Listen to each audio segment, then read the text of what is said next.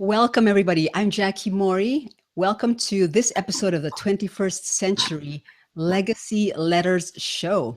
I am so excited about today because my special guest, Pete Cafarchio, is a very good friend, and he is also a certified life breakthrough coach. So before we dive into the interview, of course, I would love for you to type your name and tell us where you are hanging out from. Marianne is already here. Marianne says, good afternoon from Ohio. Good afternoon, Marianne. It's good to be with you. Thank you for attending this episode live. And also, as usual, I'd love to cultivate an attitude of gratitude. So how about typing in something that you're grateful for? And here's something else. Instead of just, well, not just, thanking people and so on and so forth, I'd love for you to also share a win so that we can celebrate with you. So in other words, share a win, which is something that I would be grateful for if I had a win, right? So every day I write down my wins, and then whether they're small, whether it's just making a list, or whether it's spending more time with my husband and children, I write those down. So what wins can you share today that happened maybe yesterday or even today? And write that down, so that we are cultivating an attitude of gratitude and also an expectation of winning and making those small wins. Okay. Carmen, welcome from Colorado. It's good to be with you, Carmen. Awesome. Now, I wanted to explain something. As usual, we're in the green room, which means that we can interact with you. And I want to welcome my guest, Pete, so that Pete can interact with you and you can get to see Pete. Hi, Pete. How are you doing there, sir? Good. Awesome. And, I'm in exceptionally warm New York City. It's where we live now. And this summer, it was hot and humid. But no biggie. I don't mind it too bad, but a lot of New Yorkers sticking to each other in the subways. It's been a stretch. Oh my goodness. So Yeah. Subways for sure. Wow.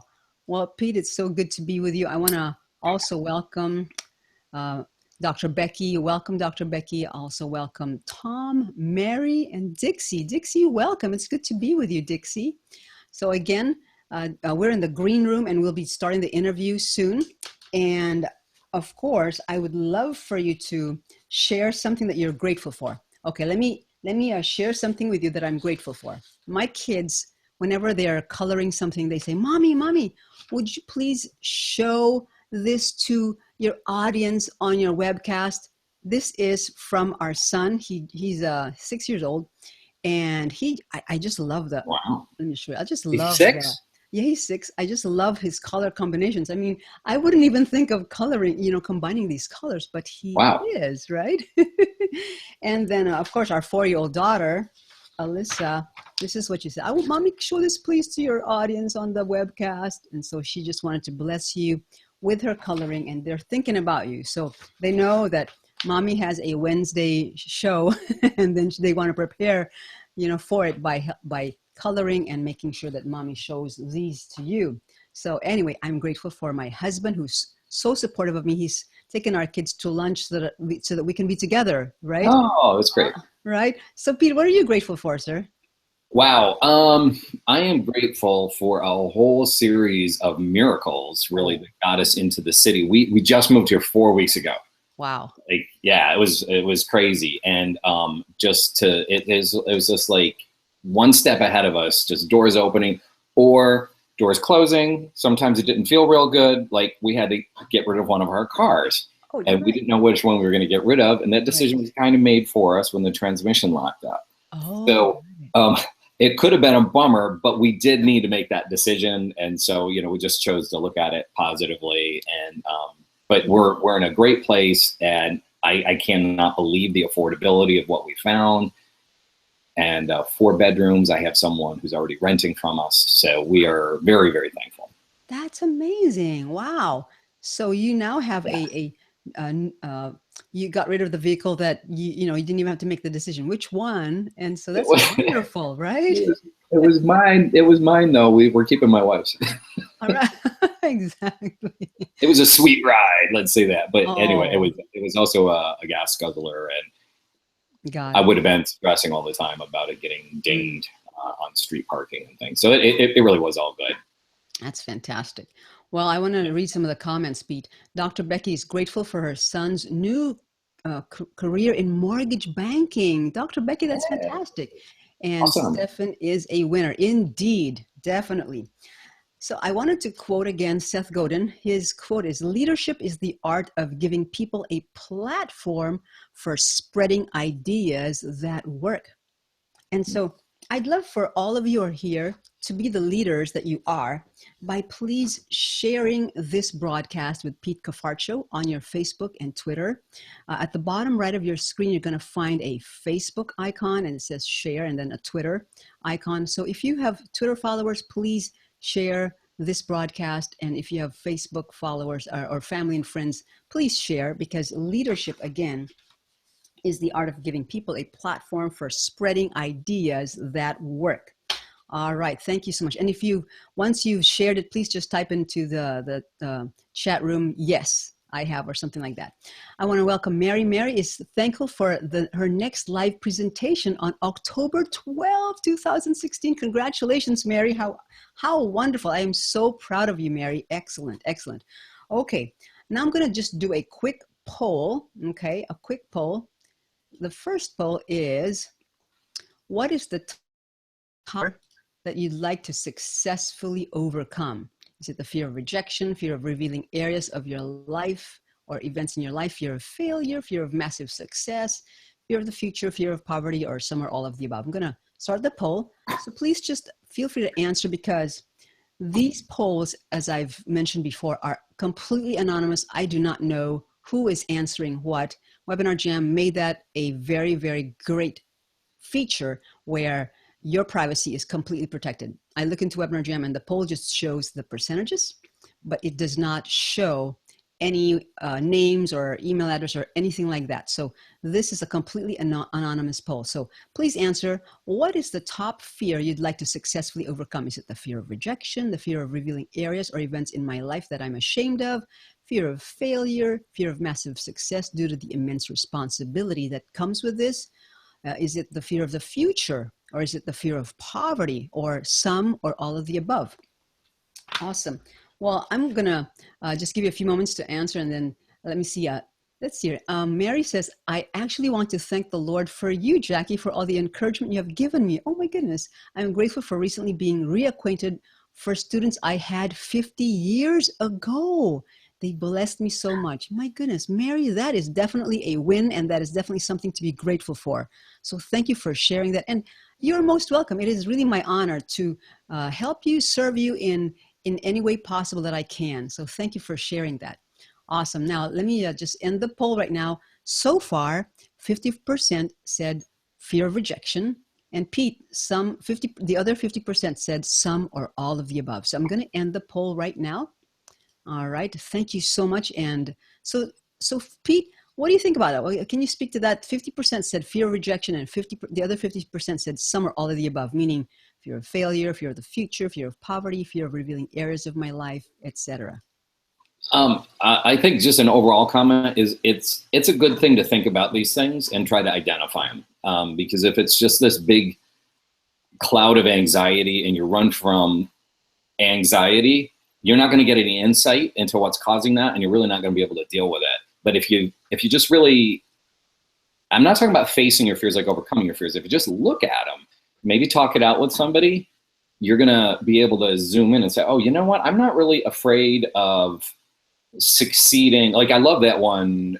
I have more sometimes fear of success. Right. Some people, it's the fear of success is the exposure that's going to come with it. Like, my life won't be as private. There's more people will know my name. Exactly. But you have to talk that out. When you can identify those things, it's a lot easier to build strategies to deal with them. Powerful. So folks, that was just such wisdom right there. I hope you have a pen and a pad, or, something else other than your laptop. If you're viewing this on your laptop, maybe you have another note-taking device. What Pete just said is huge. Even just looking at those fears and just seeing what exactly is the fear. Is it this fear, or is there an underlying fear? Like, for example, I did a meme the other day, and they say that public speaking is the top, I think one of the top four, if not the top fear. And I said, you know what? It's not really the fear of public speaking. It's actually the fear of rejection. What will people say? What will the audience say? Yeah, What kind of exactly. response am I going to get? Am I going to be criticized? Are critics going to come out of the woods and just attack me? So I think it's not the fear of public speaking, but really the fear of rejection. Right, Pete? What do you think about that? Absolutely. That's a great example of drilling down to really get to the core. Awesome. Great. Tom says fear of failure. Tom, I appreciate you for being so honest and authentic. See, just sharing that, being vulnerable is something huge that folks, we need to continue cultivating vulnerability, because what vulnerability is not weakness. It is actually courageous to be vulnerable. It is very, very brave. It's an act of courage. And as you know, today's, if you haven't seen it yet, today's legacy word for this episode is the word courage.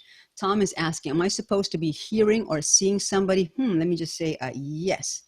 Please refresh your browser. Okay, all right. Okay, so I'm going to do the next poll, and then let's just do this really quickly. What or who has helped you overcome some fears? Is it your parent or parents, your spouse, mentor or coach, a friend and accountability partner, some or all of the above? So I'm going to start that poll. And again, this is an anonymous poll, poll number 2 and poll number 1. All the polls that we do here on Webinar Jam are completely anonymous. I will not know who answered what. I will not know your names or your email addresses. So, all right.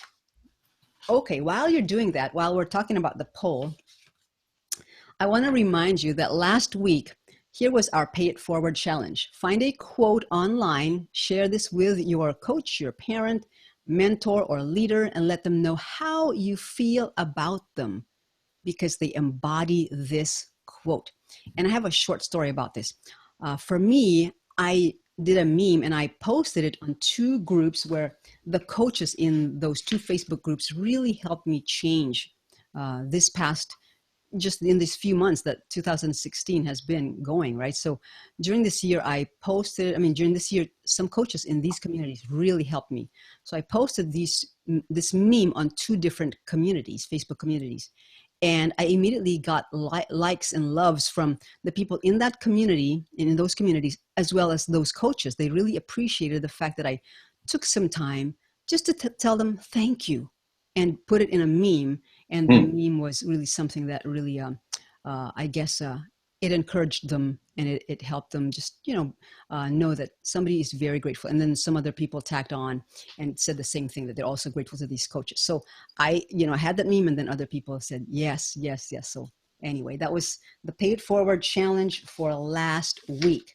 So find a quote, share it with a leader, a coach, somebody that has really helped you and that they embody that particular quote. Okay. All right. I'm going to end the poll. Here's the result, Pete. So far, 71 say some or all of the above. 14% say a mentor or coach. Another 14% say, oops, okay, I didn't end the poll. Okay, I'm going to end the poll now because it's still changing. I'm going to end the poll now. All right. So Pete, I'd love for you to speak to this. 75%, some or all of the above, have helped them overcome some fear in their life. It's either a parent, a spouse, mentor. 13% said a mentor or a coach. Another 13% said a friend.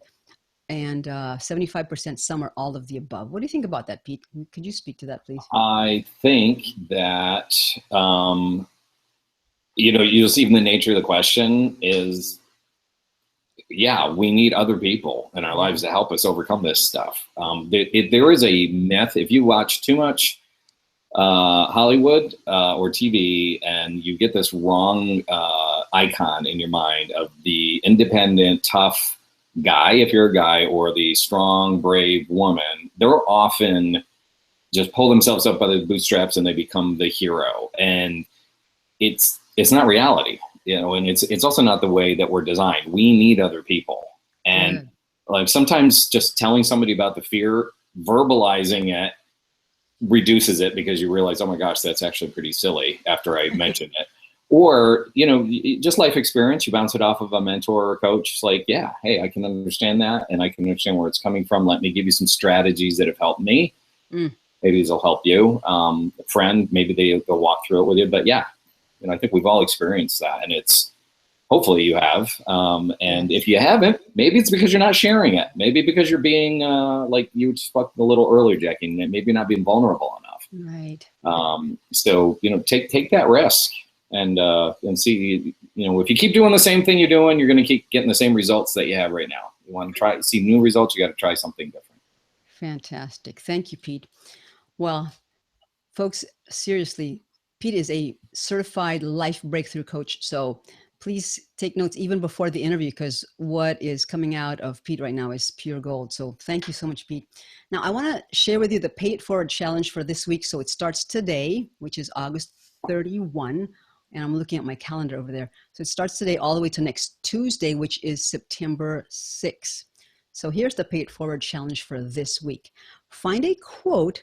Share this with your son or your daughter, anyone in the generations that follow, and express how they embody this quote. It doesn't have to be a meme. It can be some quote that you can just text to them, or an email you can send to them, or even a handwritten letter. So just pay it forward to the generations that are following. Just find a quote and share it with somebody who's in the next generation, whether it's your son or your daughter, or somebody who is maybe a student of yours, whoever. So that is the Pay It Forward challenge for this week. And I just want to remind you that we've already had Jeffrey H. Watts, we've had Landy Giovanni, and this week we have Pete Cafarchio. Next week we have Greg Corhan. Now, Greg is an award-winning filmmaker. He's a best-selling author, director, and producer, and he wrote the best-selling book, Don't Sell Me, Tell Me. And then coming up as well after Greg, we have Paul and Angie Wagler. They are marriage experts, because some of you has I asked some feedback inside the community, and many of you said we want some marriage experts. So Paul and Angie are marriage experts. And then Michael Zrenko III is an astute businessman. Next is Larry Rad. Larry is a certified seminar leader. He is a success coach, team builder, and had a successful career with Ford Motor Companies, Verizon, and Steelcase Incorporated. And we also have Dr. Becky Slaybaugh. Dr. Becky is here with us right now. So welcome, Dr. Becky, and thank you so much for agreeing to be a guest on my show. And Dr. Becky is a life coach, a multiple #1 best-selling author, and she's a clinical pastoral counselor. So please do your best to, if you want to ask world-class questions, you can do some research and go online, look up their websites and find out a little bit about them. And then when we are doing the interview, take some notes so that you can ask your world-class questions. All right. Okay. Thank you, Dr. Becky. Awesome. Well, I think I ended that poll. So right now we're going to start the interview. So Pete, what I'm going to do, Pete, is I'm just going to say 3, 2, 1, and then I'm just going to pop in a video, the intro, and then we're going to start the interview. Are you ready, sir? Okay. Awesome. All right, folks, please take copious notes, because I would love for you to ask questions that really can help you reach breakthrough in some areas of your life. So I'm going to pop in this video, and we'll see you in just a few moments.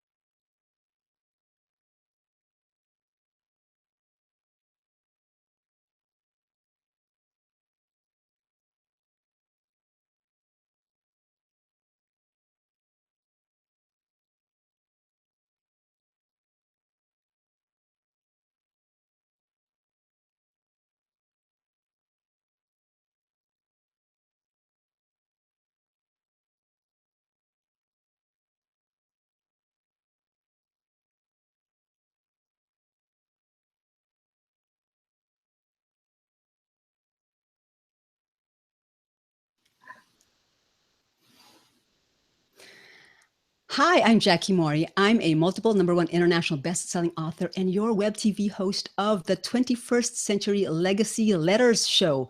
Welcome, welcome, welcome. My featured guest today is Pete Cafarchio. Before we dive into the legacy word for this episode, and this epic interview with Pete, let's take a moment to thank our sponsors. Welcome back. The legacy word for this show is the word courage. Now, what does courage mean? I looked it up online, and the online dictionary says that courage is the ability to do something that frightens someone, or it's also the strength in the face of pain or grief. And that is what courage is. Now, before I share a 3-point courage strategy for you, I want to share a quick story. The title of this story is One Small Voice Can Start a Revolution. This is a true story. In 2004, Viktor Yushchenko stood for the presidency of Ukraine. He was vehemently opposed by the ruling party, and Yushchenko's face was disfigured, and he almost lost his life when he was mysteriously poisoned. This was not enough to deter him from standing for the presidency. On the day of the election, Yushchenko was comfortably in the lead. The ruling party, not to be denied, tampered with the results. The state-run television station reported, "Ladies and gentlemen, we announce that the challenger, Viktor Yushchenko, has been decisively defeated." Now check this out. In the lower right-hand corner of the screen, a woman by the name of Natalia Dimitruk was providing a translation service for the deaf community. As the news presenter regurgitated the lies of the regime, Natalia Dimitruk refused to translate them. And here's what she was signing. "I'm addressing all the deaf citizens of Ukraine." She was signing that. "They are lying, and I am ashamed to translate those lies. Yushchenko is our president." And here's what happened. The deaf community sprang into gear. They text messaged their friends about the fraudulent result, and as news spread of Dimitruk's act of defiance, increasing numbers of journalists were inspired to likewise tell the truth. Over the coming weeks, the Orange Revolution occurred as 1 million people wearing orange made their way to the capital city of Kiev, demanding a new election. The government was forced to meet their demands. A new election was held, and Viktor Yushchenko became president. So you can really say that Natalia Dimitruk had courage, and she acted on and was very courageous, and she acted on what she really believed in. So she was very courageous.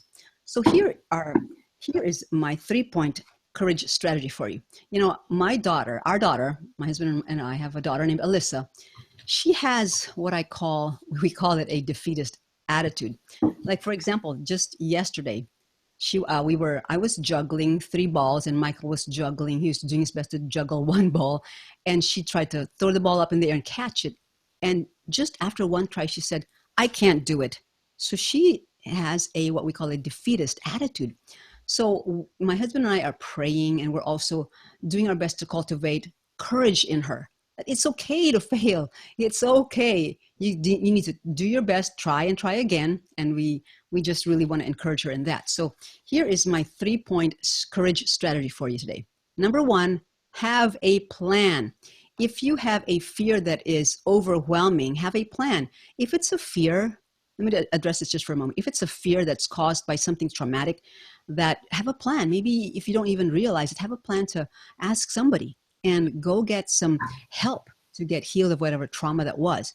Now, if it is a fear that's more everyday, like the fear of failure, the fear of rejection, the fear of the future, the fear of the unknown, stuff like that was not really caused by something that traumatic that happened to you, have a plan. Number 2, get an accountability partner, a coach, and if possible, a community, if at all possible, because that is huge when you take those steps to really overcome something that's been a fear for a while. Then you need help. You need outside help. And then number 3 is every day, do 1 thing that scares you. I would love for you to go out of your comfort zone, to do something every day that is totally out of your comfort zone. Okay? That's something that's, a calculated risk. Take a risk and have courage, because we're all rooting for you. And in our Facebook community, we would love to encourage you and have you accountable in the group. If you're going to share some things, we have different things that we talk about in our group. Okay, so I would like to introduce you to Pete Cafarchio. Pete Cafarchio Hello. he's a motivational speaker, certified life breakthrough coach, and business consultant. In addition to his advisory roles, Pete currently serves as VP of Business Development at DataMotion, a cloud-based cybersecurity company with over 5 million users. A member of the executive team, Pete manages global strategic partnerships with companies like Salesforce.com, Dell Computer, and Box.com. Pete's prior corporate experience includes senior roles in marketing, product management, and business development at various software startups. Noted accomplishments include getting his company's app embedded into the Yahoo toolbar and facilitating the acquisition of his anti-spyware company by Computer Associates, a global software vendor. He and his wife, here's how community-minded Pete is. Pete and his wife started their marriage by living and serving for 8 years at Paxton Ministries, a nonprofit charity serving mentally challenged adults. While there, Pete built the fundraising and PR office from scratch, culminating in their first successful capital campaign. Pete currently resides in New York City with his wife and lifelong sweetheart, Lynn, and his 2 adult daughters. You can follow Pete on Facebook or visit his website at www.petecoaching.com. I'd like to welcome to the 21st Century Legacy Letters show, Pete Cafarchio. Hi, Pete. How are you doing? I'm doing great, and thank you for that nice, warm welcome. It's a pleasure to be here. Thank you. Thank you so much, Pete. Pete, what an honor to have you on this episode today. Now, Pete, who would you like to dedicate this episode to, please? Well, I'm gonna go not only the safe route, but it's just I just so obvious as to be to my wife Lynn, my 2 daughters Allegra and Regina, and a future son-in-law Zach. So I'll do that. Dear Lynn, Allegra, Zach, and Regina, I dedicate this 21st Century Legacy Letter show to you. Awesome. Thank you, Pete. Now, Pete, please take a minute and fill in some of the gaps in that intro and share with us a glimpse into your personal life, please. Okay, sure. One thing to know is I'm from a very large family. I'm number 7 out of 8 children. Yeah. So, and they had a big influence on me. Raised my children in central Pennsylvania, the Harrisburg, Carlisle area. And then just very recently, the thing that's just very current, we just moved to New York City. It was a month ago. And we're in the midst of a lot of transitions. We're empty nesters and looking to really, we feel like we're really being accelerated into the next season of our lives, not just where we live, but the things we're about to tackle and the influence that we're stepping into. Fabulous. How do you like New York City, sir? Oh, we love it. Yeah, we love it. My wife's a tour guide at the Metropolitan Museum of Art. She has been for like 6 years.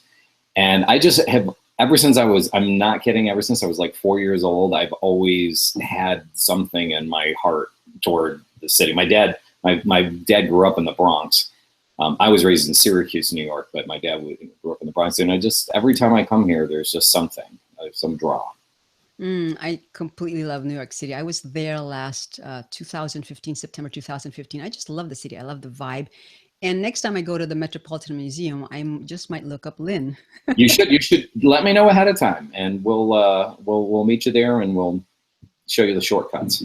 Oh, thank you so much. Sure.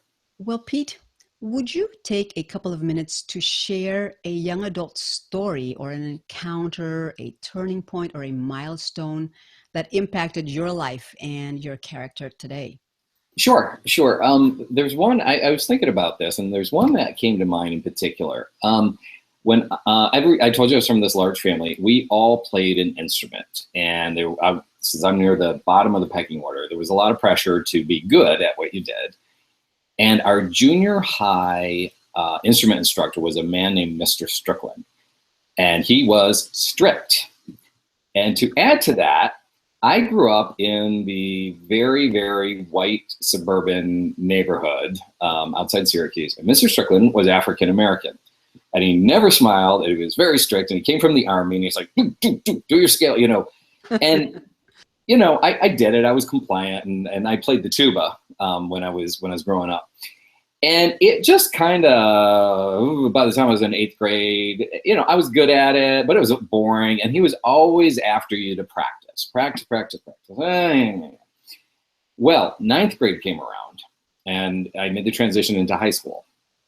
And he said something to me right in the beginning of the school year. And it was very simple. And because Mr. Strickland was very strict, he was a man of few words. But when he spoke, you listened. And he said to me, you know, Pete, he goes, you have the ability to be the best tuba player that ever went through this school district. And that's all he said. And something inside me snapped. I practiced every day for the next 4 years.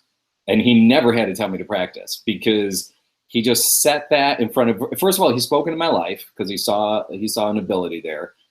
And then he set a goal, and I'm pretty competitive. But I didn't know that because I didn't know who came before me, but he saw that. By him just saying that, it just triggered something in me. And I think the one thing now as an adult, looking back on that, I think it just taught me the power of encouragement and to speaking to someone's potential.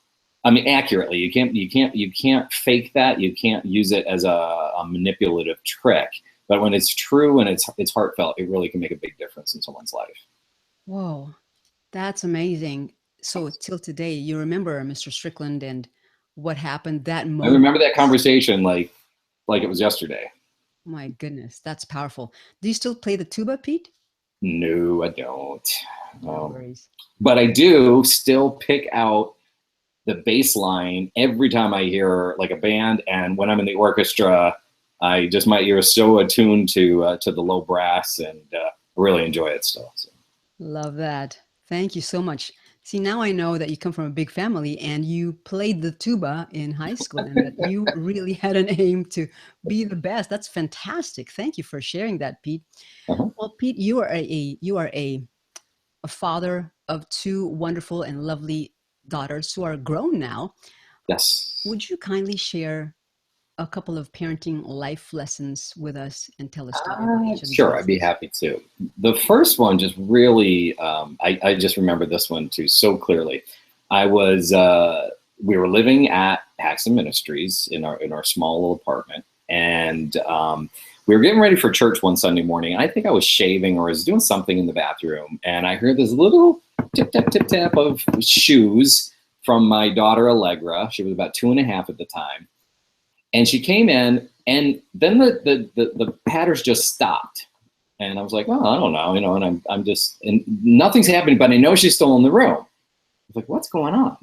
And I finally turn around, and she's standing, holding her dress out by the skirt, her head's down, and she's kind of like looking back and forth like this. And I said, oh, Allegra, you look beautiful in that new dress. And she just giggled and ran out of the room. And she came in to show me her dress. And, you know, my wife did not tell her to do that. Nothing prompted her. And the lesson that I learned there is boys need this too, but the girls need it in a different way. They always need their dad's approval. And it's so important. If you're a father of daughters, your opinion and the words that come out of your mouth are so important to them. And, to this day, I mean, I've got some mistakes as I was raised of harsh things I may have said, and they take those just as seriously as well. But now I'm always looking for opportunities to say good affirming things to them. And then the other lesson I would say, or this may be a little bit more of advice, is you know, you can, if you want to be a good parent, you're probably getting educated on parenting styles and things. But one of the keys is really to allow some flexibility, and you need to adjust your parenting style and expectations depending on the child's personality, but also their life phase. And if you're interested in that, you can go read what is the difference between concrete and abstract thinking. Read what happens to a pre-adolescent's literal physical brain around age 11, 12. And don't try to reason with them with abstract reasoning before that age, because they don't need it and they don't want it. They need concrete boundaries. And afterwards, they need to learn how to develop their reasoning abilities. But if you try to fit one into the wrong, it just doesn't work. And it's confusing, actually, to the kids. So anyway, that would be my second life lesson. Wow. So good. That is so good, because I know that, because we have kids, who are young, we know that we need to really address that particular point where we need to address them where they're at. And that first point, our daughter, she loves, cuddling with me and snuggling with me, but it's so different when she goes with my husband. She just says, "Daddy, Daddy, I want a hug and a kiss, please." And so she needs that affirmation. And like you said, she will put on something really pretty, like her princess outfit, and then she will go to her dad. She'll go to my husband and ask for some kind of affirmation. So that is so powerful. Thank you so much for sharing that, Pete. Awesome, awesome. Well, Pete, before we dive into some business and career strategies, I'd like to talk about how to crush scarcity and fear, even if the media consistently spews out news that stirs up panic and despair. Pete, what advice would you give to our audience to help them navigate and stay hopeful? Okay, I think that's just such a timely question right now, because I know people who are just not going onto Facebook right now because of the stream of negativity that's coming out. And if you turn on the news, and it's we're, because of technology and so many changes, we have the ability now to zap in on negative news anywhere in the globe, highlight it, and rebroadcast it so much that it could give the appearance that it's a dominant force or it's the dominant trend going on right now. And it's really not true. The first thing you needed to do to combat that, though, is understand that is what the media is. The current media structure, that is what they're paid to do. They realize that sensationalism and actually negativity sells, gets you to pay attention.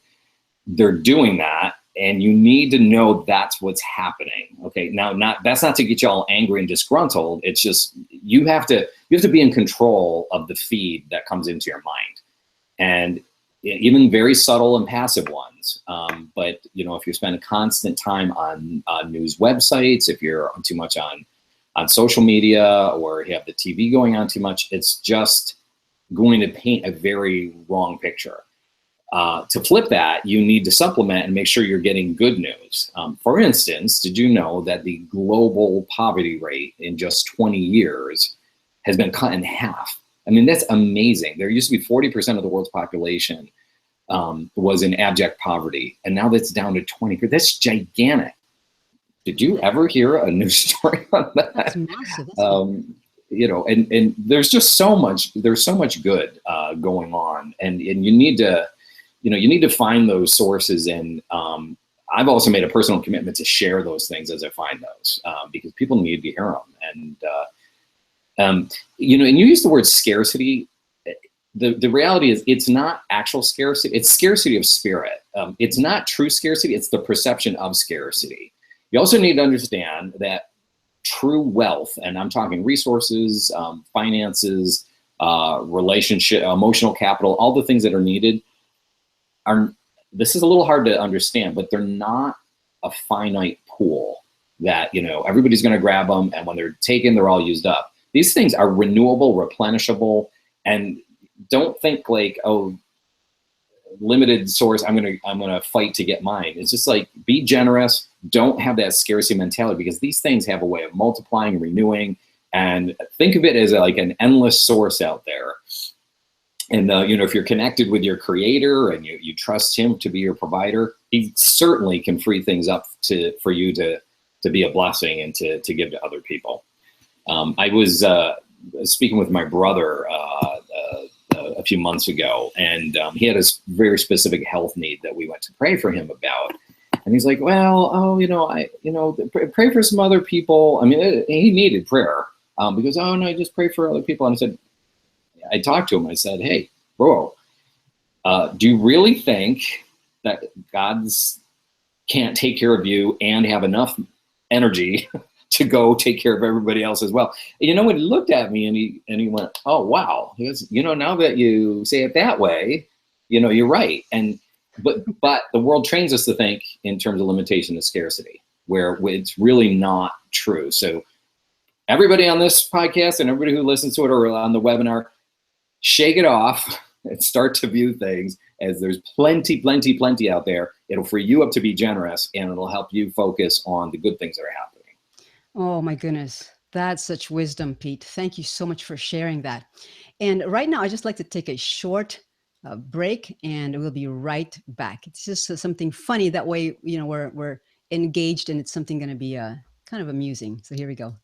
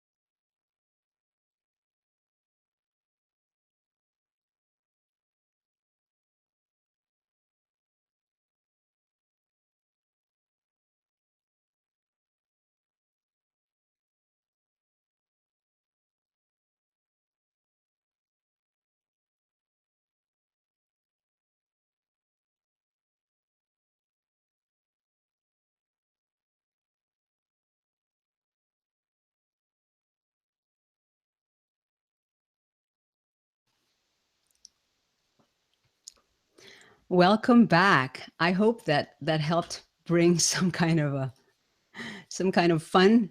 And also, I wanted to just recap what Pete shared, because there's so much sensationalism and negativity. And Pete also said relationships and these different things, they are not a finite pool. So here's some things that I jotted down. Number one, relationships. There's no scarcity there. You can do something to build a relationship, to encourage somebody. Number two, you have your own unique creativity. So use that to be a blessing to somebody. Use that to speak into somebody's life, right? Number three, gratitude. There's no end to that. Like Pete said, this is not a finite pool. Every day, I need to be cultivating gratitude. So I'm encouraging you to cultivate gratitude throughout the day, because if not, we can easily get into a state of complaining or into a state of negativity. And number four, you can cultivate encouragement. Find someone to encourage, even if it's just a short text message, or even if it's just a something short. It doesn't have to be this long letter. You can if you want to, but it doesn't have to be. So those are just some things that I jotted down while you were watching that short break, to encourage you to think about things where you can create new things and also encourage people, because this is not a finite pool. So Pete, thank you so much for sharing that. That was powerful. And now I'd like to go to business and career stories. Would you kindly share maybe 1 to 2 business career stories that could help not only C-level entrepreneurs like yourself, but others in whatever career path that they're on, please, Pete? Sure. Okay. So I have I had 2 stories that came to mind.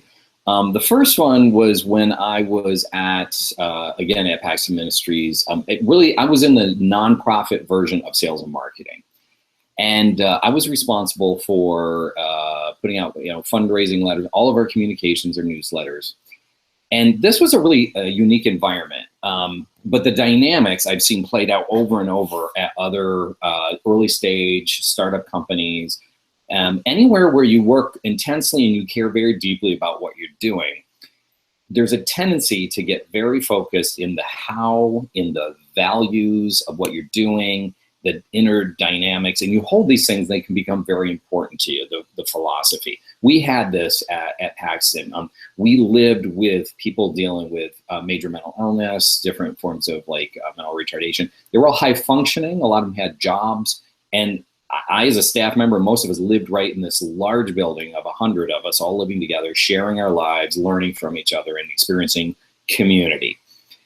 And the newsletters that I was putting out and the fundraising letters always highlighted these ideals that we were living, like the dignity of the individual. And it frankly, in some cases, got a little heady, but we were living it and it was important to us. And I think about the 4th or 5th year I was into this, when I was doing my fundraising, I put out just a really simple reply card that said, why do you give to Paxton Ministries? And there were like three check boxes and then an other. And I got a really great response rate, like probably, I think a third of the people wrote something back, which was great. And it blew me away, because the number one reason was actually a fill-in answer, and it was because you help poor people. And I was like, wait a minute. And I was scratching my head, and I learned something very important from that I think everyone can take away, especially if you're at all related to marketing, sales, anything. And that is, what you think about your organization and the way you get things done does not matter. Okay? And that sounds crazy and heretical, but it's very true. What matters is what your target audience thinks. What's going on in their lives, what's going on in their heads, why do they want to engage you? It might not be for the same reason you're doing it, okay? What is their felt need in their life, in their context, in their language that you're trying to meet? You need to understand that, you need to get the phrasing and that philosophy down, and then you need to communicate that and that only. Someone wants to get very close to your organization, they can learn about the deeper, more intricate patterns. Okay, so that's a key thing on marketing. It does not matter what you think. It matters what your target audience thinks. Okay, and the second, I can make this a little shorter. I think in the bio you had listed, I had a pretty big career win, and this was about 12 years ago. I think that there were two of them back to back, and that is, I got our technology embedded into the Yahoo toolbar, and it went worldwide, and it was a really great win. That also triggered the attention of our acquiring company, and just 3 months later, they acquired us, and I actually had them lined up as well. A big company called Computer Associates, and they acquired us, and the Yahoo win actually played into that. I had like 3 or 4 other strong partnerships all queued up, and I learned something though, and it was amazing. You know, we all strive. I think I would especially target this toward people in their 30s and 40s. We all talk about wanting that the career wins and the trophies and the thing that you can put on your resume. 2 weeks after that win, it is fleeting. It is, and I had to live through it and I had to experience it. But afterwards, people are like, well, what did you do for me lately? Literally, somebody said that. One of the execs said that out of their mouth, what have you done for me lately? And, you can only ride that high and that glory for a short bit. And then I just realized something. And I mentioned that I had 3 or 4 other partnerships all teed up. I just made my mind at that point, you know what? I enjoyed that. It was great. It was fleeting. What I then dedicated myself to do is, I had other people on my team that reported to me. I started saying, you know what, you're going to go get this Dell distribution win. I'm going to help you get it, but you're going to run with it and you're going to win it. And another key partnership, I groomed one of my other people on my team. You're going to go run with this. I want to see you have this win, because that gives me way more fulfillment to see other people experience what the positive that I got out of it, and it's a lot more lasting. because now you're investing to see in their, you know, their career to keep growing and their personal development. And there's just a lot more love in it, frankly. And that was another big life lesson for me. But I will tell you, you have to live through it, but success is fleeting, very, very much. And you need to find the things that last and invest in those. Wow, Pete, that is so, so true. I mean, seriously, that's the entire point of this 21st Century Legacy Letters show, is because we want to show the generations that follow that there is wisdom, and we want to help them because we want to help them succeed. And like you did, you helped your strategic partners, those that you were helping in your team, to experience the kind of wins that you experienced. That is powerful, Pete. So thank you for sharing that. Okay. Well, you know, Pete, I've experienced some redemption stories in my own life. Would you kindly share one redemptive story, either in your personal or your professional life, please? Yeah, I think I'm going to go personal on this one. I was when I was still living in Pennsylvania, for about 8 years, my wife and I were attending a church that was a smaller church, and really it was a startup.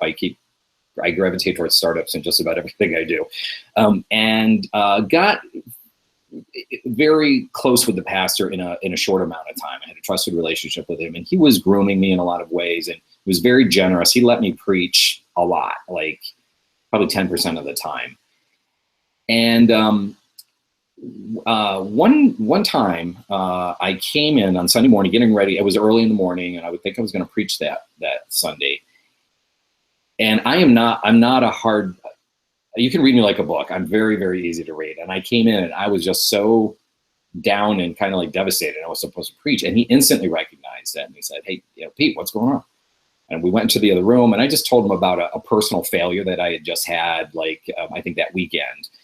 And I was beating myself up. And he just looked at me and he said, "Well, did you confess that?" And I said, "Yeah." He goes, "Well, then you're forgiven." And he just moved on. And, I could read, and here's the point I wanted to make about how that was redemptive.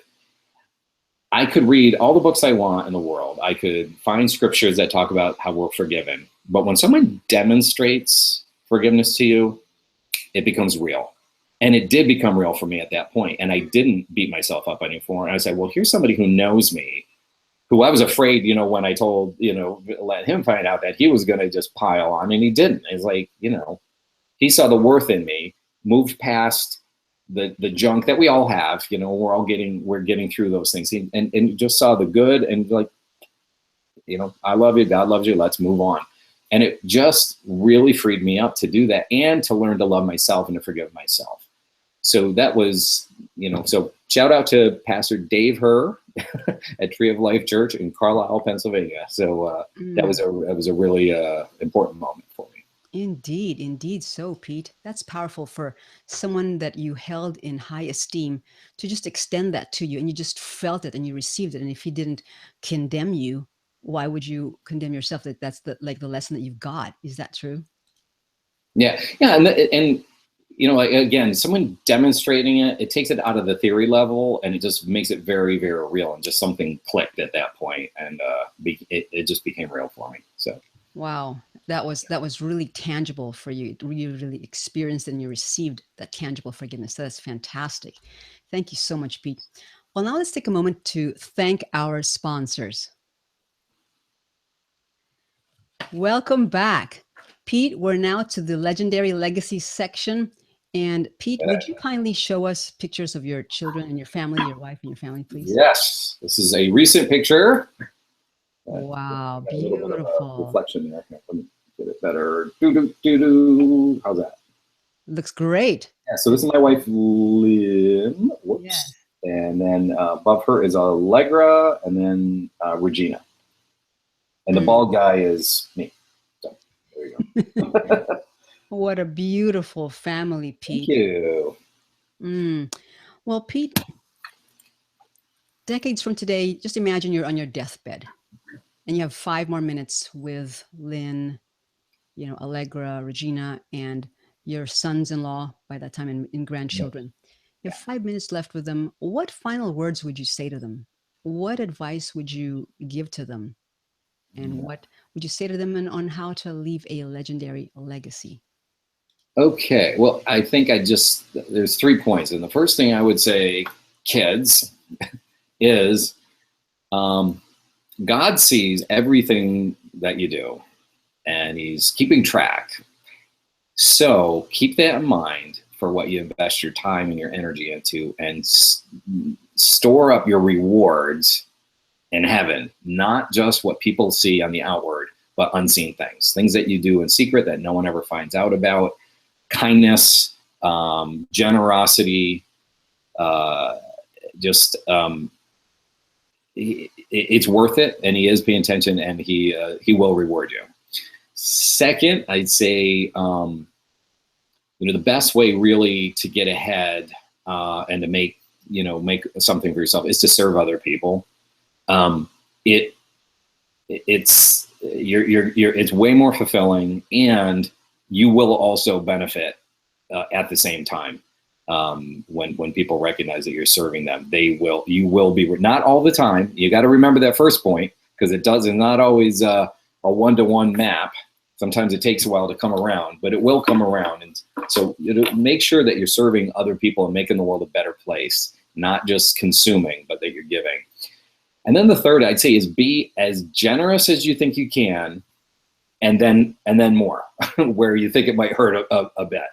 Because if God can trust you that you'll use the resources that He's given you to help others, He'll entrust you with even more.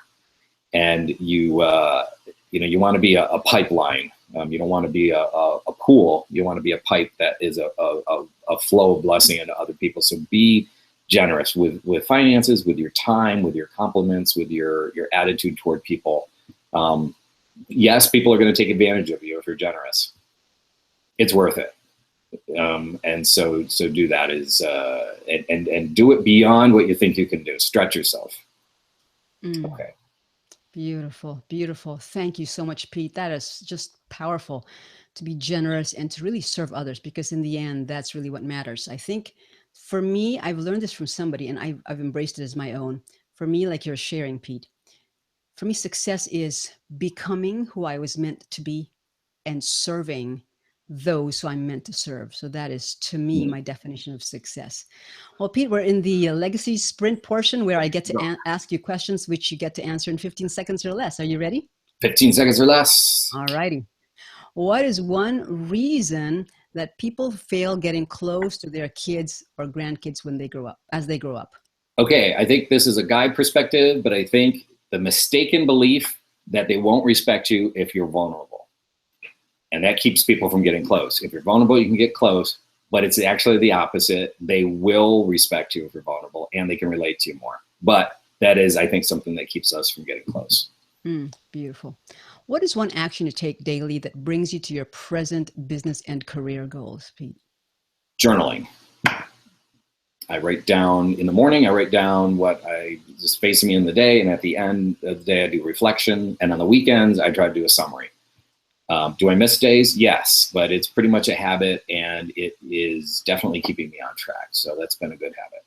Excellent. Top 3 favorite books, please. Okay, I'm going to keep these somewhat to business because I've got other books too.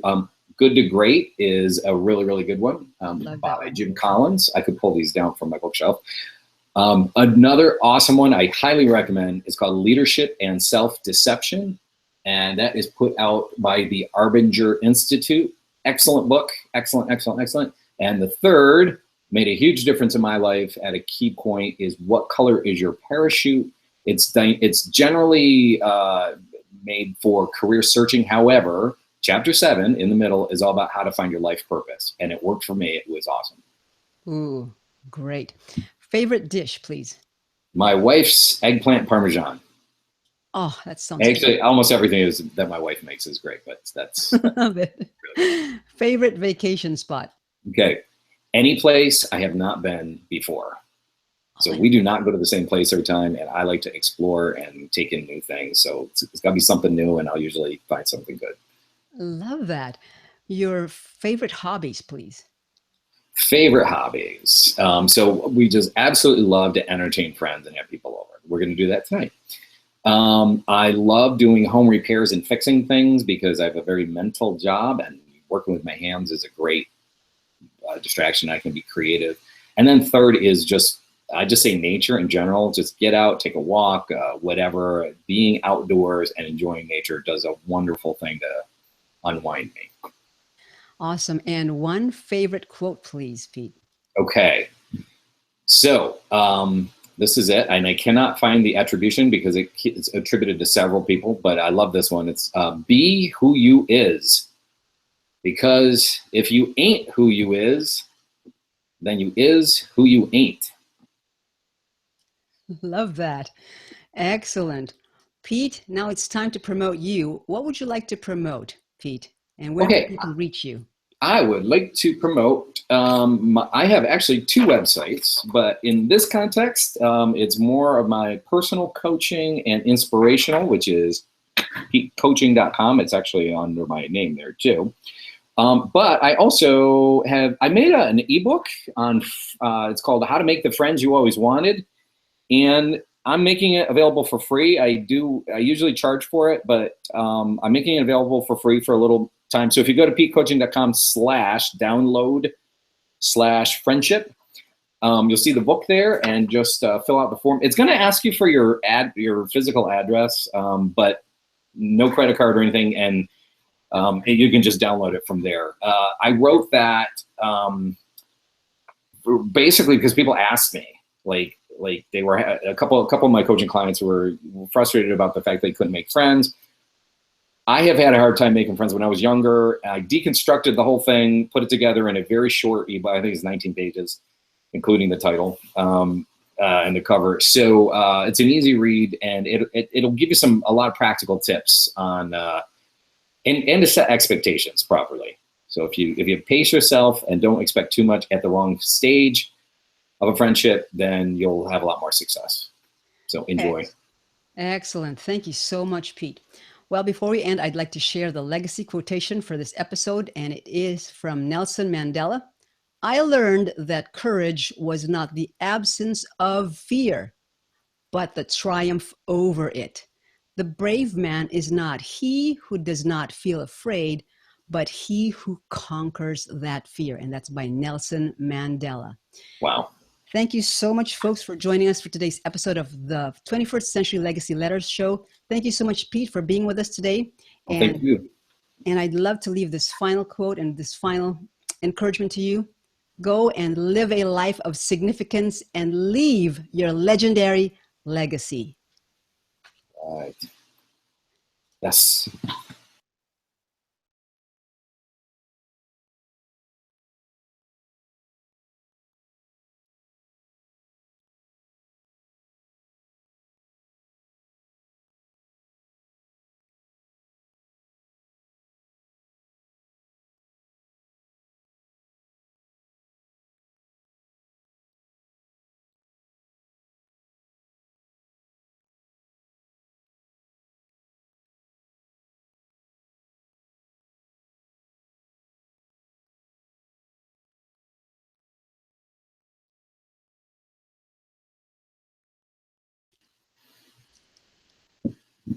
All right, welcome back. Thank you so much for staying tuned. And I'm going to load up the bonus right now for everyone that has stayed with us. So get ready also with your questions, because we'd love to bring you in live. And here is Pete's bonus. And as Pete said, when you load it up, when you get it, it'll ask for your name and address. It won't ask you for your credit card. So just type in your name and your address. I did that. And then you can download the book, How to Make the Friends You've Always Wanted, right? Awesome. I want to read some comments, Pete. Carmen says, wahoo, awesome as usual. Where do you get so many ideas you're so giving away? Wow. Well, the cool bonus is loaded up, Pete. And if you look at the under the tab between polls and videos, it's loaded up there. And oh, great. yeah, so people are free to download that. And I want to also just invite people in who want to be inside. But I want to invite Dr. Becky in because we're going to talk about the upcoming virtual book club meeting that we're going to have. So Dr. Becky, I'm going to invite you in. And then also, who else would like to come in? If you want Angie to promote the episode where I get to interview you and Paul, I'd love to have you come in. And if you can't, that's totally fine. And who else? Tom is here. I think Tom is your friend, Pete. He says, Pete is a great coach. I highly recommend him. That's what Tom Is that says. Tom Curry? Probably. I didn't type in his last name, but it might very well be. Yeah. So shout out to Tom. Yeah. Awesome. Okay. So I want to also let you know that we have a Facebook community called the 21st Century Legacy Letters Facebook community. And here are some of the benefits of being part of the community. It's free to join. We have a book club, and we're starting September the 8th. And then also we have a vision board. We're going to be doing a vision board, especially as we are wrapping up this final quarter. We want to make sure that we all have a vision board going into 2017. There's also Facebook accountability and pay it forward. So there's a lot of things going on inside the community, and I'd love for you to be a part of that. So if you have downloaded your free book from Pete, I'm going to pop in now this bonus on joining our community. Okay, so join this legacy-minded community, the 21st Century Legacy Letters with Jackie Morey Facebook group. And as I say every show, I am very aware of trolls. I do not invite everybody, and I do not like to. In fact, there was someone who found out about the show, and I wasn't sure about how they would interact with folks because they had maybe a more negative bent. So I wasn't sure. So I just, so I'm very careful about who comes in. And so I'd love for you to come in, and because I believe that you are here in this show right now with us and on this episode are there to be a part of it, to contribute, to be accountable. We have Massive Action Mondays. We have Pay It Forward Tuesdays. We have the show on Wednesdays, plus the new Pay It Forward Challenge of the Week. Thursdays, we're going to have the virtual book club meeting. Fridays, we have Finish Up Fridays, where we get to celebrate your wins for the week. So awesome. And let's see who else. I'm going to, if you have any questions for Pete, please type it into the chat room. Any kind of breakthrough that you need, if you want to ask Pete about any kind of breakthrough question that you have, let's hear from you. Pete, some questions came in through the survey, and this is a question from Janet. She says, I would like to know how to stay on my diet. I eat foods that keep my insulin low. That means low carb. My problem is I have a hard time ignoring foods I grew up with during the seasonal changes. My family ate high carb foods. So when I am down, I find myself eating pasta, bread, and flour thickened stews and soups, which all increase my glucose levels. What would you say to help her, please, Pete? Okay, I'd say a couple things. First of all, Janet, I mean, I could give you general coaching principles, and I will give you a couple, but I actually have the same issue, and I'll tell you some very, very specific hacks that I've used to get over that. For coaching, one is if that's a temptation for you, try to just get those things out of your house. And I don't mean hide them out of sight. Get them out of your house if you can. So don't have refined, starchy snacks within reach that you can get to. You can always get an accountability partner if you need that can help. One thing very specifically that I try to do this is when I get cravings. Okay, I tried. It's usually we're acting. Some people call this lizard brain.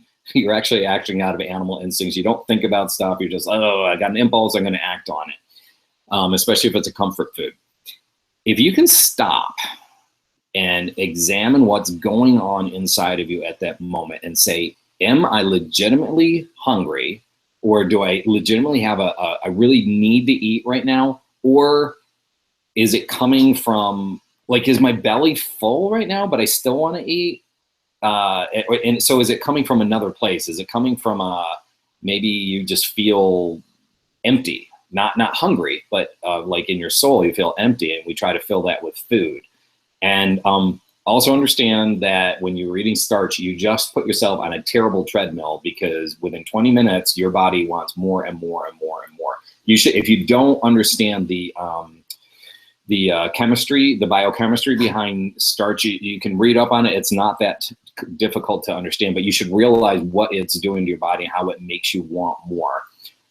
Real simple hack is brush your teeth or have something with mint in it, and it actually has the ability to get that trigger out of your mouth and your salivary glands and your salivary amylase, some chemical terms, and it actually can help to break that cycle. The last thing I'd mention is when and if you're now conscious and you can see all these things happening at once, you now have a choice. Future Janet is calling to you. Future Janet does not want to be diabetic. Future Janet wants to be healthy. Future Janet wants to be in shape and trim. She's calling to you and saying, hey, do me a favor and don't do that. Don't give in to that craving. And so you're not only just saying no to what's in front of you, you're going to say yes to something better. You're going to say yes to a better future. And you're going to say yes to health. You're going to say yes to, you'll respect yourself more. Those are all really great rewards that you can get. My goodness, Pete, I love that was a long answer. I love that future self concept. That is powerful.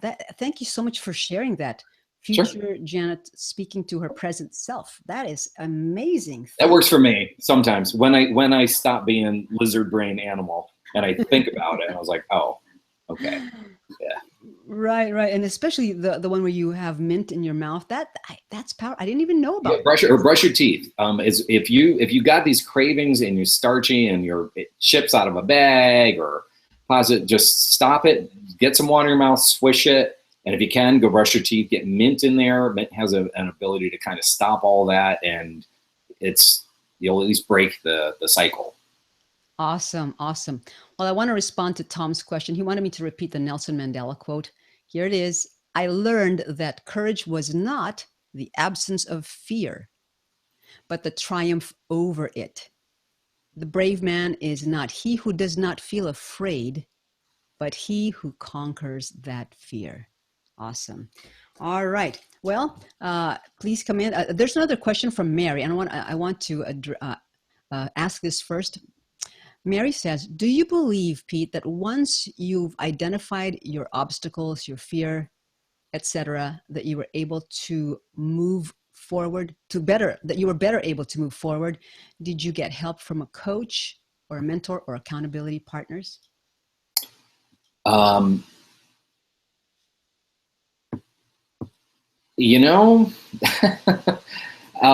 I understanding and identifying that fear is a great first step. I can tell you that if it just sits there and you've got it better identified, that's not necessarily going to move you forward. And in fact, there's a huge sections of the psychology industry that's all about just better describing fears and phobias, and they don't necessarily move you along. And in fact, I can piggyback on what I was just talking about with Janet. Like if your focus is on your fear, it could make it worse. It's like magnifying it. It's like putting a magnifying glass on it, and you're thinking about it all the time. And oh yeah, and this happened because of my childhood, and this and this and this. It can make you feel like entrenched and stuck. It's good to see it, but you've got to move on. How do you move on? You need to feel empowered that you can envision a better future.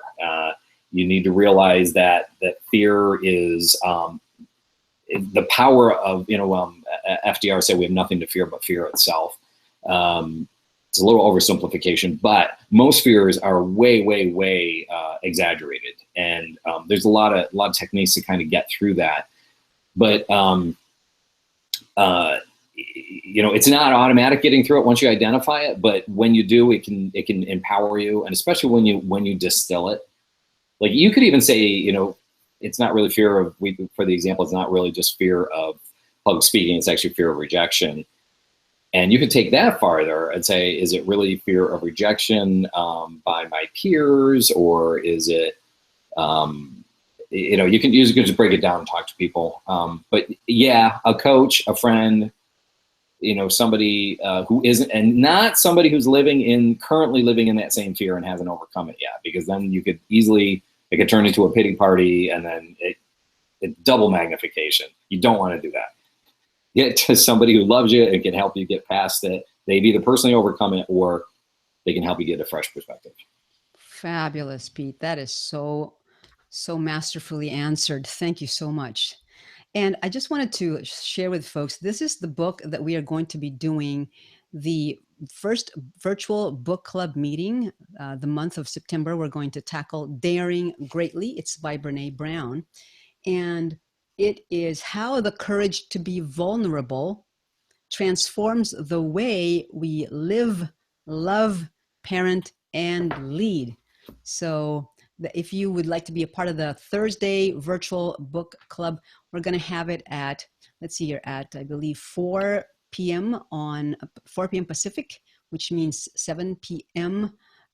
on 7 p.m. Eastern. And it's just going to be 30 minutes. We're just going to share takeaways, the things that we're gleaning from, and the things that are helping us to really dare greatly. So if you want to join us, be part of the community. And I want to share my screen for just a moment, please, Pete, while we're waiting for folks to come in.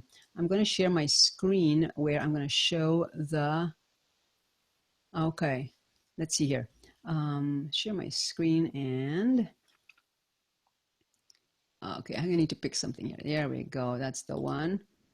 Okay, so this is the Facebook community right here, and it's the 21st Century Legacy Letters. It's a closed group, and so all you need to do is knock, and then I'll answer. And of course, we have about 438 members right now, right here. And see, for today, it's Wednesday time for the 21st Century Legacy Letter Show. We also have memes. Then we also have, what's your favorite movie, book, and magazine? And then we have Pay It Forward Challenge, which I'm going to post the new one today.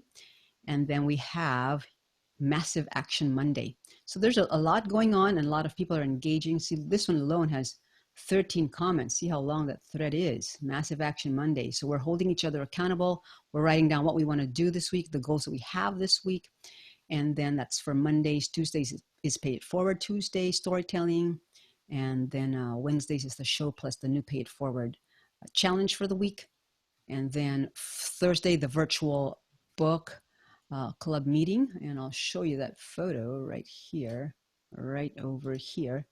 Okay, that's the new, that's the meme for the virtual book club meeting. And then Friday, we have Finish Up Fridays. Please share your wins for the week and lessons learned. Why? Because it's important to acknowledge the growth you've made and ponder on lessons learned, small features or stumbles, so that you can avoid them going forward. Okay, so please join the 21st Century Legacy Letters with Jackie Morey Facebook group. I'd love for you to interact with us there. And let's see, does the community cost? No, it's absolutely free. So let me pop up that again, and let's see here. It's absolutely free to join our Facebook community, and we'd love to have you. Okay, awesome. Well, I think, let's see here. Dr. Becky wanted the link. So here is what I'm going to do, because Dr. Becky was going to share with us a little bit of, she's finished the book, by the way, Pete. She's a go-getter. She finished the book already. We haven't even started the meeting. The one by Brene Brown? Yes. And I've heard really good things. And I've, as soon as I come up for air, I plan on really delving in. So didn't she have the most top rated TED Talk? Yes. Yeah. She sure did. You're exactly right about that, Pete. Yeah. So, yeah. I know Chris Valentin is a huge fan of hers as well. Oh, is that right? Yeah. Yeah. So I really want to start digging into her stuff after I plow through some of my other books and finish. Awesome. Awesome. There we go. So here we go. I'm gonna give this to Dr. Becky. And anybody if you who wants to ask questions, Tom, if you have a question for Pete, Pete is a lot of money to get a coaching session with Pete, so you might as well ask it now, right? Janet, if you have a question, I hope we were able to answer your question, Janet. I hope you got inspired by Pete today. And let's see here, Mary, if you're still here, I hope that you were able to hear Pete's reply. Carmen, if you have any questions, we'd love for you to just type it in the chat room, or if you want to come in live, let me know, and I can have you come in. And again, folks, this is the book, Daring Greatly. We're going to start September the 8th. I'm looking at my calendar there. So September 8th, we're going to start the first virtual book club meeting, and so we can do that. Jackie, if you don't mind, there's one other point I kind of wanted to pick up on. This is going way back on the early about avoiding the negativity and scarcity mentality that's out there. And we talked about, cutting out the negative and trying to, feed on positive news sources. There's one other thing. I just feel like I'm to mention this, and some people here really might need to hear it. It's very important when you do get in conversations and the other person, or maybe you're with a group of people, get very negative. And that could be on Facebook and in typing, or it could be you're at a party or a get together. Labor Day's coming up. You're at a picnic. Hillary, Trump. Whatever it is. So the country's on the wrong track. It's really important. It's not just about facts. It's about identifying the spirit that's operating there, and you have to choose to operate in an opposite spirit. It is the most powerful thing that you can do. Maybe you can't rattle off statistics and you don't have things to debate. But if you see someone who's got a negative or argumentative spirit, just having different facts that you think are right, you're still operating in the same wrong spirit, and that's a spirit of being argumentative. You could be wrong at being right, okay? Where if somebody's negative and argumentative, you can act in an opposite spirit. You can be positive and accepting, or you can be positive and understanding. Because really, when people are arguing, they're actually looking for validation of the thoughts that are inside of them, and they're trying to find that. And so, okay, validate them and say, wow, I really appreciate how you keep up on current events, and sounds like this is really important to you. And just talk to them a little bit. Don't get in an argument about the bait there. There's this negativity bait. Don't do that. Switch it and change and go to just an opposite attitude. And it's amazing what that can do to turn things around. And it can empower you because you're a winner. You're not going to get into this win-lose argument anymore. Now you're just a winner because I just showed love to somebody, or I was just generous in my attitude. Nobody can debate that. Right. And you're just going to elevate the conversation. That's fantastic. Pete, that's so game-changing. Thank you so much. Cultivate the opposite spirit, folks, because even if you're right, you could be going about it the wrong way, and then you'll just be in an argumentative debate that goes nowhere. So, Pete, thank you. That is brilliant. I want to share Pete's website for those of you who are checking it out. It's petecoaching.com. So, www.petecoaching.com. Check out Pete's website. What a really cool website this is. And you can download the ebook here from downloads, or you can just also, I'm going to pop it up again into the tab here, and then let's do that here. I'm going to pop it up right now. Pete's cool bonus right now. There we go. So Carmen, it should be on your chat room right now. And okay, well, Dr. Becky's here. Dr. Becky is part of the 21st Century Legacy Letters with Jackie Morey Facebook community, a very active, I'm calling Dr. Becky an ambassador. She's a legacy-minded ambassador. And we are going to be going through Daring Greatly. So Dr. Becky got the book, and check this out. Dr. Becky is such a go-getter. She already finished the book. I mean, I'm just starting in I think I'm in chapter 3, and Dr. Becky finished the book. So Dr. Becky, can you just share with us how what will folks be able to find when we do the virtual book club meetings on Thursdays, please? Okay, well, I'm going to, just a second. Do I need to unmute? Nope. No, you're unmuted. You're unmuted. Okay. Okay, great. I wanted to share and do a brief book review on Daring Greatly, and I don't recommend that you read it fast like I did. I'm going to have to go back and read it again and again because there's such good stuff in it. But basically, here's my book, couple 3-minute book review, guys, so hang with me here. Daring Greatly is about wholehearted living from a place of vulnerability defined by courage, compassion, and connection. And so this author, Brene Brown, shares vulnerability as the core, the heart, and the center of meaningful interactions with each other. She provides research data on shame and the myths that we live in that keeps us connected to our fears and failures. So here's some of my takeaways. What we know matters, but who we are matters more. Vulnerability is the core of all emotions and feelings. Vulnerability is not weakness, otherwise we would believe our feelings were weakness. Acknowledging our vulnerability is your way out of your struggles. Vulnerability makes you real. And shame erodes your identity. Shame arises to so-called protect yourself, so you will learn about shame resilience, the culture of disengagement. We can't give people what we don't have. So I'm just doing a summary and overview, Jackie, on some of the highlights, just a few more here. Awesome. Who we are matters immeasurably more than what we know or who we want to be.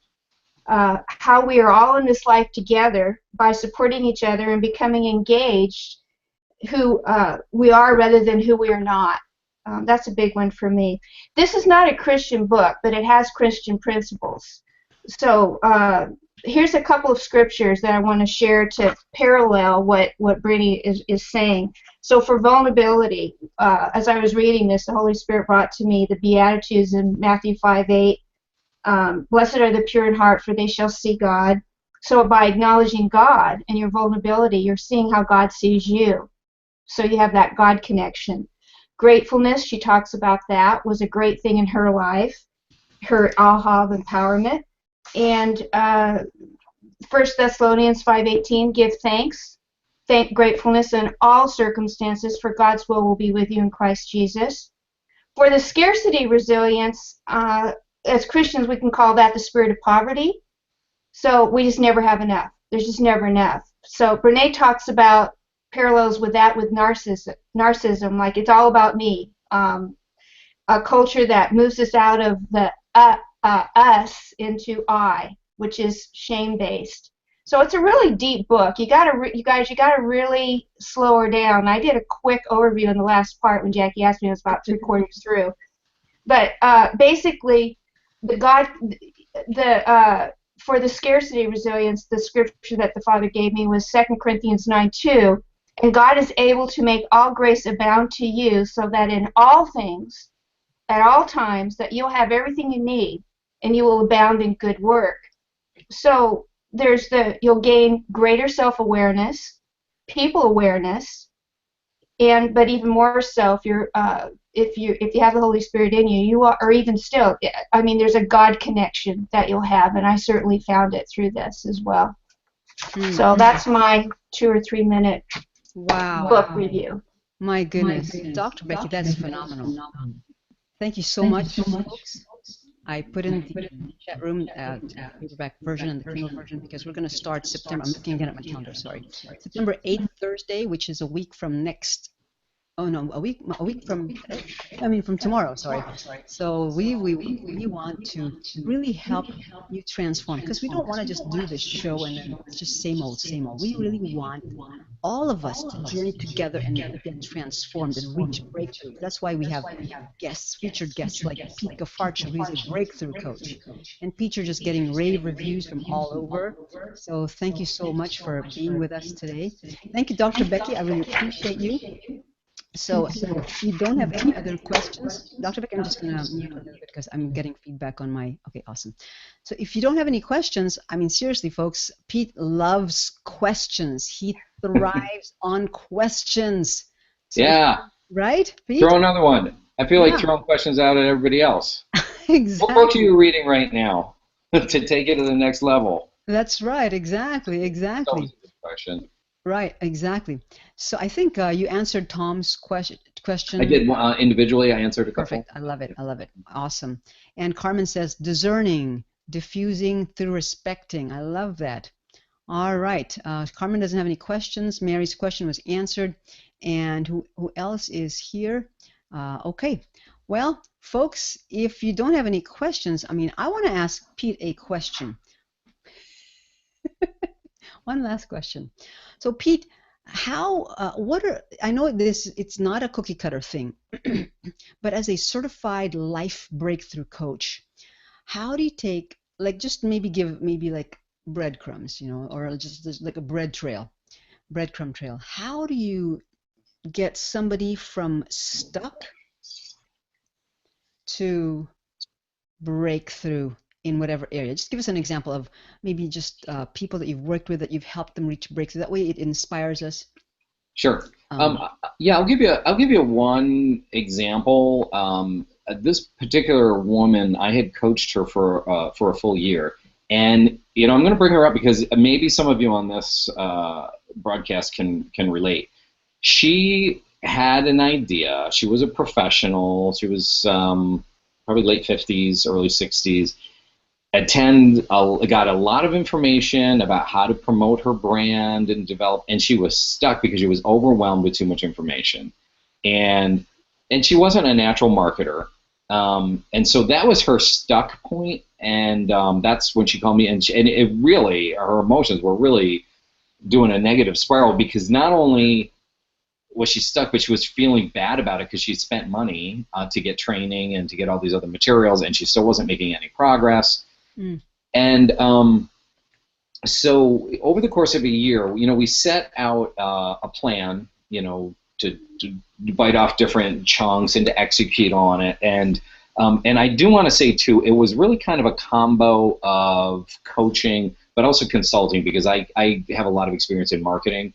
And we'd move forward on things, and it was interesting because some of the things were really easy to move forward on, and then, bam, we'd run into this roadblock of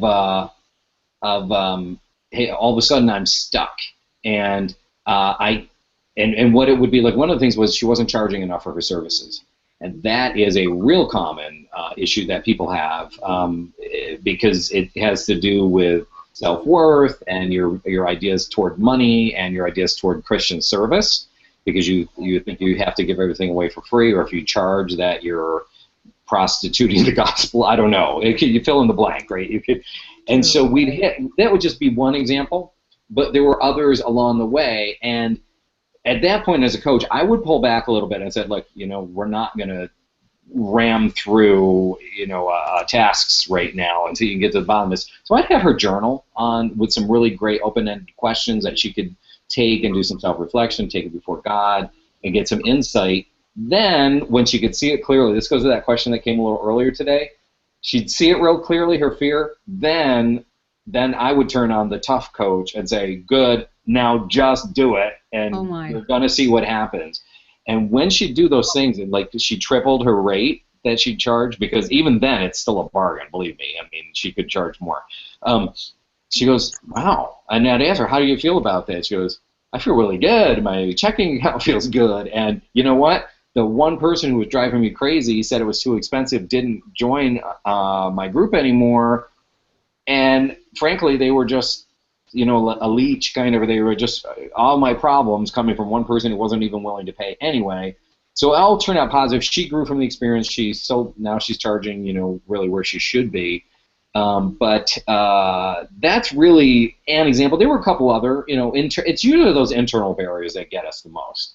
Right, it's stinking thinking or just mental barriers, and sometimes you can't see those until you're executing and you actually get through the practical process, and then bam, here's a roadblock. What's going on? Oh, I was too busy. And if I hear that too much, week after week, I'm like, no, you're not too busy. You're avoiding this, and you're finding other things to fill its place. What's going on? Why are you afraid of doing this? And ask those questions, and then you turn on patient coach, modality, and you draw it out. And so does that answer your question, Jackie? Oh, absolutely. Okay. Thank you so much. Now we have a couple more questions. Mary is here in the webcast room, and then Janet R has a question in the chat room. So let's go to Mary first. Mary, what's your question for Pete, please? Can you hear me, Jackie, okay? Yes, I can. Great, thank you. Pete, I just wanted to ask you, when you were answering the questions for what you would tell your family or your children 5 minutes before you die, about generosity, about being as generous as you can and more. So when you have someone that doesn't look at it in that perspective, do you have any ideas of, I know that it's partly fear-based on this person's issue, that they wouldn't be generous to a fault, or to, the maximum, be generous as you can, plus there's a control issue there, and there's probably a fear issue. But I don't know how to approach that, or how to help that person get a different perspective. Mm-hmm. And Mary, what's your role? Are you coaching this person? No, it's actually a relative. So, but it's just that it's very difficult for this person to let go and to see. I don't know. When we talk about generosity, there's usually a feeling that we have that it is. It just gives us a great feeling. You were talking about serving other people, and of course being generous also is that other part where God loves a joyful giver, and it really is true. But when you have someone that is so entrenched in either a control role or a fear role of letting that go, I don't know. I've talked to this person many times, and I don't know how to get this person off of that, or move them past that, or even maybe to identify that. Maybe that's part of the issue, that this person has to identify it first. Okay, well, Mary, I don't know enough about the situation. I think the thing I would say is, are you called to change them at all? I mean, what's the relationship like? And family, I'll tell you what, man, you got to be really careful. Like, sometimes we just say, you know what, they're stuck. I wish they were more generous. Yeah. Not my place at this point. Right. But if somebody was willing to change, and that's huge, because if they're not, you'll waste tons of energy. Right. True. But if somebody's willing to, there's different. If it's about finances, is that primarily what you're talking about? Yeah. I don't know. Invite them. I would, if somebody was willing to change, and that was a huge barrier, I would possibly, in some ideas, invite them to go do some volunteer work with you in some way, and then afterwards talk it up. How did that make you feel? Oh, well, you were just being very generous with your time. Yes. And they can experience, the same thing happens when we, can do it with our money. And that's an example. But yeah, I've got a friend who's like that. He's really, really tight with his money. He's a believer. You'd expect more. But it's you just need to know your role, and you need to know if it's your place to even address it. Right. No, I really appreciate that you suggested that, though, because it could be a situation also that this person cannot identify the generosity role, and if they only look at it from a finance aspect and don't look at volunteering time, talents, the whole 9 yards, then maybe that will be a helpful thing then. To if I can get this person to go and volunteer with me somewhere, to help them understand that this is volunteering your time, and what did you think, and that would really be helpful, I think. Yeah, and money especially is just a really difficult one. I'm looking at my shelf right now. There's a really good book I read on just, there's so many factors that shape people's view on money. And, I totally believe in the power of generosity and giving to conquer dysfunction in financial attitudes. And there's so much in the kingdom that can help to reset that. But getting people on that track can be really tough. And it's not just fear. It's, the voices of their parents, what they were telling them. It's bad experiences they had. It's whatever. So it's somebody really needs to be willing and upfront to address those issues before you can really speak to it. Because if not, by nature, we all are in a defensive position when it comes to money, because some people always want our money. We have to be careful what we spend. We have to be careful from fraud. We have to be careful. Maybe they got burned. you know, from charity or something like that. So just, you know. Yeah, well, I really appreciate that input, because I think that that will be, it also helps to give me perspective too. As you said, is it my place to, you know, to say anything, or maybe it's just my place to pray about it and to mirror it, and that's maybe all I can do. You know, this is not exactly what you were saying, but it hit me, so I'm gonna share it. I did something for Christmas this past year. I learned it, I got to tell you, I learned it from my wife. We started coming into the city a whole lot more, and because we knew the Lord was going to move us here. And so she, instead of giving money to homeless people, because you don't know, hey, they're going to spend it on drugs or drink it or whatever, she would buy McDonald's gift cards. And, you know, they have these cute little French fry envelopes that you can put them in, and she'd buy like $50 worth at a time, and she'd be handing those out instead. And it was a great idea, and then I started doing it. And then for Christmas, I bought each of my girls $50 worth of these cards, because one lives in Brooklyn and one lives in Hoboken, New Jersey, which is also an urban area. And I said, you know, it's a gift, but it's your assignment. You need to give these away, and I really want to hear some stories or whatever. And love that. It kind of was a way to teach them generosity on my dime, right? But they had to learn. There's something different about handing money out like that too. You don't just whip it and run away. You gotta like hand it to the person. Maybe talk. One guy, she took him into McDonald's and they talked and they, you know, had a good time, and yeah, it was. They both learned some really good lessons from that. But if you've got somebody who's teachable, there's baby steps you can help them take, and that's the reason I brought that story up. Oh, that's excellent. Thank you. We have one last question. Janet asks, at certain times during the year, I eat foods I ate as a child. This is unhealthy for me, a type 2 diabetic. Then after I want to return to my low-carb diet, it is so hard. I do this every year. How do I break this?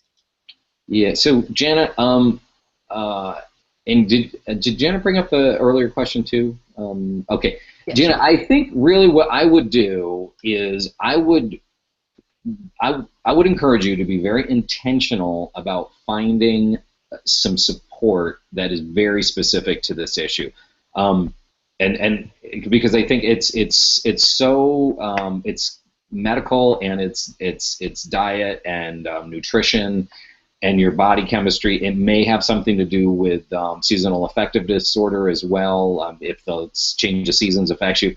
It sounds to me like you really probably need a little bit more specialized help. That does not mean expensive help, but you need to find some people who also really deal with this and can help explain it to you and get support that way. My mother falls into that category. She went to Overeaters Anonymous, and it helped her immensely. I'm not saying that's going to work for you. I don't know if there's even a chapter around you, but you have such a specific issue. I think that's the best thing to do. I don't know that just generic coaching is your answer. You might need better understanding on your body chemistry and some of the habits that you're dealing with. Sorry to punt on that one, but that's the best that I can tell you. Sometimes being a coach is knowing when I can't help, and I kind of feel like in this case, that's, you know, the way I can tell you to get help is go get specific, specialized help. Wow, I think that's really, really brilliant, actually, because you're sensing that it's maybe something that Janet needs a more specialized person, or some kind of healthcare advisor, or something that's more specific to that need. I really appreciate you for being so authentic and honest about that, Pete. So thank you, thank you, thank you. Well, thank you so much, folks, for being with us today. Thank you so much, Dr. Becky. Look forward to being with you again soon. And I look forward to connecting with you soon, Dr. Becky. And Pete, thank you again so much for being my featured guest on this episode. And I'll let you know once this goes live, you know, and then I'll communicate that way. So great. Thank you so much. You have so many raving reviews. Carmen says so inspiring, and so many. Let's see here. You were so clear. Thank you, Pete, for the free download, and just a lot of raving reviews. So thank you so much. Thank you. And I'm on Facebook, so you can connect with me. And I'd love to make a bunch of new friends. So thanks so much, Jackie. I really appreciate it. Awesome. I'll give you the final word. Anything else, sir? You know, go make the rest of your life great. You have the Yes. ability to do it, and do it Yes. one step at a time. Awesome. Janet said, you sound right. Thanks for the idea. It is okay. Awesome. Well, thanks again, folks. Hopefully you'll join us next week and be a part of, join the Facebook community. I'd love for you to join us, and I look forward to connecting with you again next week. Thanks so much. Bye. Bye-bye.